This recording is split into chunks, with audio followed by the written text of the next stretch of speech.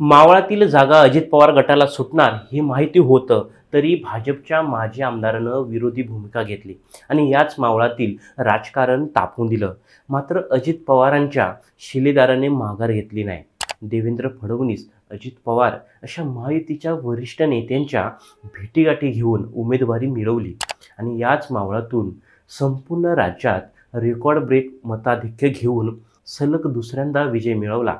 Yes, आपण चर्चा करतोय सुनील शेळके यांच्याबद्दल. मोदींची सभा, पाठीवर हात आणि महायुतीच्या नेत्यांची कट्टर साथ यामुळे सुनील शेळके यांचा विधानसभा निवडणुकीत विजय सोपा झाला. आता याच सुनील शेळके यांना मंत्रिपद देऊन अजित पवार मावळ कायमच आपल्या ताब्यात ठेवण्याची रणनीती आखतायत. त्याचाच हा आढावा. नमस्कार, मी पवार हरिचंद्र. तुम्ही पाहत आहात पॉलिटिकल महाराष्ट्र. 1995 पासून मावळ मतदारसंघावर भाजपचं एक हाती वर्चस्व राहिलंय. 1995 साली ढोरे रूपलेखा खंडेराव निवडून आल्या. 1999 आणि 2004 साली दिगंबर भेगडे याच मावळातून आमदार झाले. तर 2019 साली भाजपने बाळा भेगडे यांच्यावर विश्वास टाकत त्यांना उमेदवारी दिली.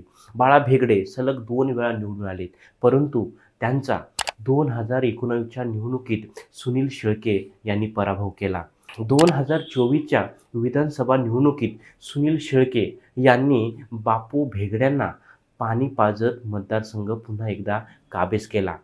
आता महायुतीकडून मुख्यमंत्री म्हणून देवेंद्र फडणवीस तर उपमुख्यमंत्री म्हणून अजित पवार आणि एकनाथ शिंदे यांनी शपथ घेतली. सर्वात जास्त आमदार निवडून आल्यानंतर साहजिकच भाजपला जास्त मंत्रिपद जाणार, तर शिवसेना, शिंदे गट आणि अजित पवारांना कमी अधिक मंत्रिपद मिळण्याची शक्यता आहे. यात सुनील शेळके यांना मंत्रिपद देऊन अजित पवार मावळ मतदारसंघ कायमच आपल्याकडे ठेवण्याच्या विचारात आहेत. यातच अजूनपर्यंत मावळाला मंत्रिपद मिळालेले नाही.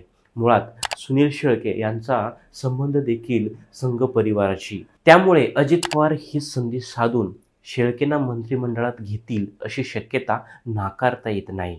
सुनील शेळके यांच्या कारकिर्दीचा विचार करायचा झाल्यास एक सर्वसामान्य कार्यकर्ता ते आमदार होण्याचा त्यांचा राजकीय प्रवास खूप खडतर राहिला आहे. 2019च्या निवडणुकीपूर्वी ते भाजपचे कट्टर कार्यकर्ते होते. मात्र काम करूनही आणि शब्द देऊनही उमेदवारी न दिल्याने त्यांनी राष्ट्रवादी काँग्रेसमध्ये प्रवेश केला आणि 2019च्या निवडणुकीत तब्बल 94,000च्या मताधिक्याने विजय मिळवला.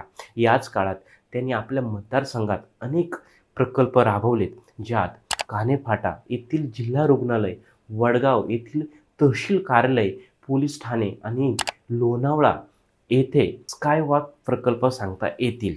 आमदार म्हणून त्यांनी मावळाचा विकास करण्यासाठी 42,000 कोटींचा निधी आणला आणि विविध प्रकल्प राबवले. त्यांच्या याच कामामुळे मतदारसंघातील जनतेने त्यांच्यावर पुन्हा विश्वास ठेवला आणि 2024च्या निवडणुकीत मोठ्या मताधिक्याने त्यांना पुन्हा एकदा निवडून दिले. आता हेच सुनील शेळके मंत्रिपदाच्या रेसमध्ये आले आहेत. त्यामुळे सुनील शेळके यांना मंत्रिपद मिळणार का ते पाहणं महत्त्वाचं ठरणार आहे. तुम्हाला या व्हिडिओबद्दल काय वाटतं ते कमेंट करून नक्की सांगा आणि अशाच पॉलिटिकल महाराष्ट्र पेजला लाईक करा, फॉलो करा. धन्यवाद.